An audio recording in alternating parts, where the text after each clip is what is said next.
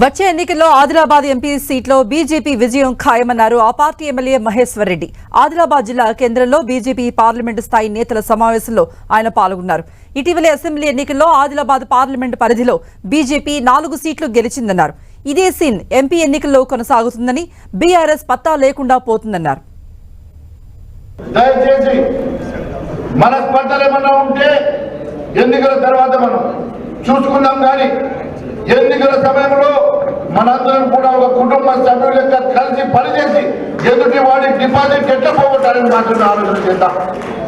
ఈ ఎన్నికలు ఖచ్చితంగా నేను చెప్తా ఉన్నాను, టీఆర్ఎస్ జాడ లేకుండా పోయే ఎన్నికలు, టీఆర్ఎస్ కి అడ్రస్ గల్లంతయ్యేటువంటి ఎన్నికలు కాబోతున్నాయి.